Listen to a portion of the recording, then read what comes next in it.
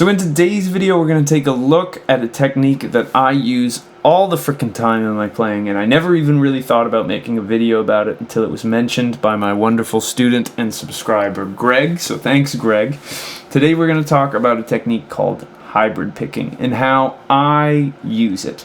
So hybrid picking is a blend of finger picking and pick picking that allows you to be very, very versatile in chords you play, in how you're playing. It lets you kind of create a groove more so than you would with a pick, because it just gives you a lot of control over how you play things. So this is just going to be a brief kind of intro, and we're going to share an exercise that you can do to start working on it. So in a lot of my videos, and again as a professional jazz guitarist, I spend a lot of time playing in a style that you could call chord melody, where while a song is happening, I'm trying to keep chords happening underneath it, so you know what's going on.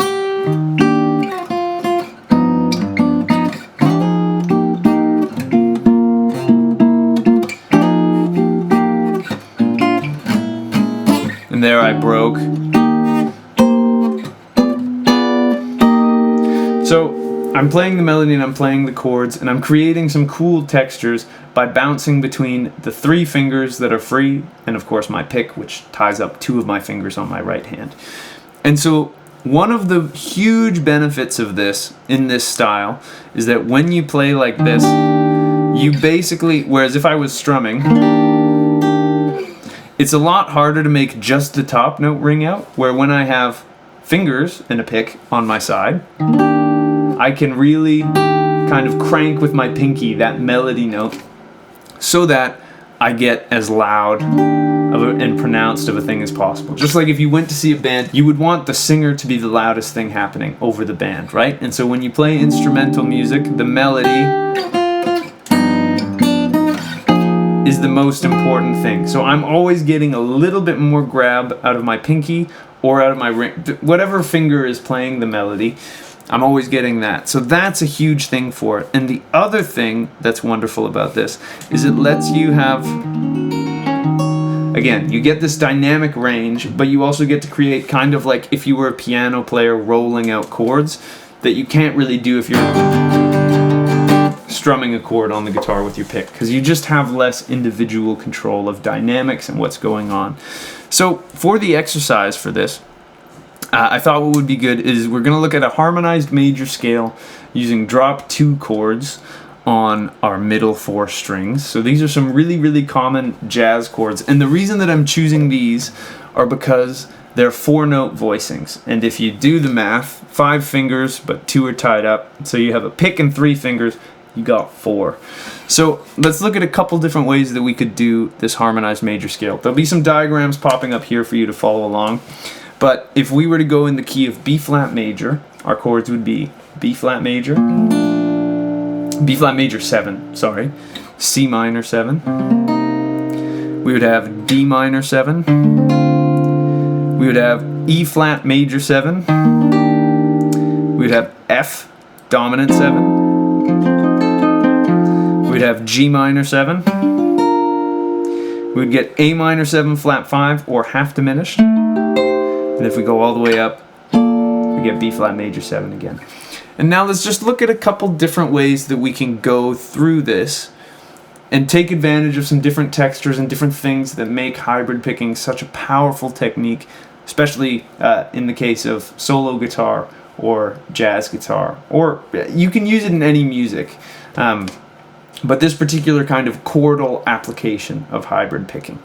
So let's say we just did big whole notes on the chords, but what I want you to think about, so we'll go all the way up the scale like we just did, but what I want you to think about is with your pinky, just make that melody note on the B string. So the melody is always going to be felt as the highest note in the chord. That's the general rule, is our ears will hear whatever's on top as the melody. Just try to give it a little bit extra snap than the rest. And so when you do this, I'll also, I guess, turn like this for you. You want to use, some people when they get into finger picking, especially my students who aren't super familiar with it, it's understandable why they do it, but they think that the goal is kind of you move horizontally that's not how my hand is working when I do this technique at all. I'm really working almost like a claw machine. So when I play, I hope this is showing up. I'll zoom in my video editor after the fact so that you really get to see. But I'm almost hooking my fingers underneath the string, and when I do the plucks,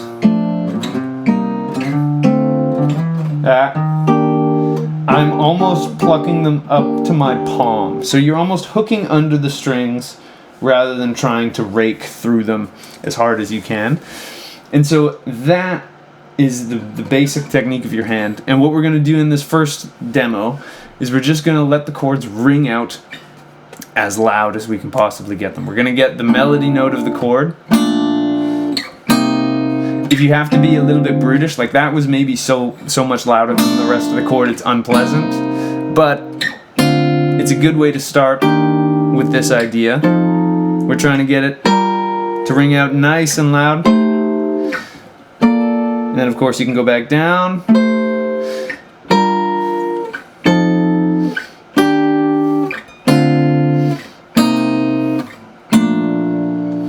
So that's a really, really cool way to get a melody on top of your chord. And again, it lets you just be super precise with your right hand. Now let's look at a variation of that where we're going to treat it almost as I call this like broken hybrid picking, which is where we're going to do the exact same exercise, but we're going to play the bass note with our pick, and then we're going to pluck up with our fingers. So that would sound like this.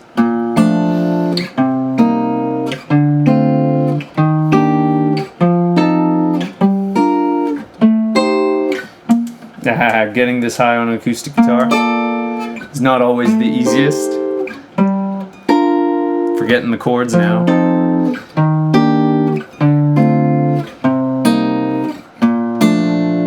So that's a cool way to break it. And this lets you do some things like if you were to get super fancy and integrate a bass line to some chord changes, that would let you go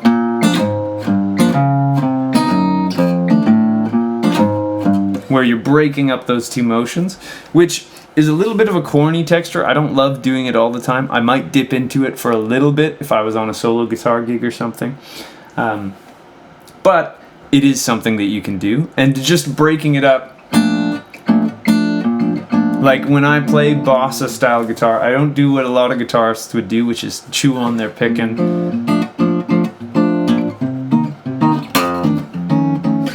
I do it all with the pick and finger. So my whole kind of right hand technique, I've based around it being applicable to as many situations as possible. So this is a really flexible way of getting around that problem. And now for one more exercise, which this one will really kind of probably tucker out your right hand fingers at first, is we're going to do almost like this is a finger picking exercise. I call these chord rolls. And what we're going to do is we're basically going to play one string at a time. And it would look like this. So we'll keep following the chords in our left hand so that we have something to do. But it would go pick, middle finger, ring finger. Oh, and I got excited. Pinky finger, ring finger, middle finger. And then it goes to the next chord.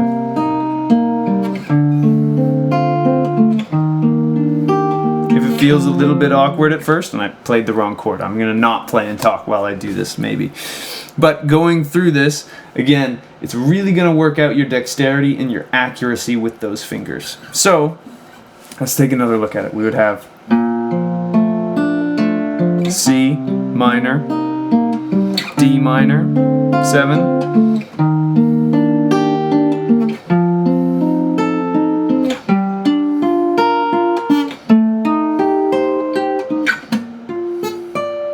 again, I'm flubbing because I'm so high up the neck.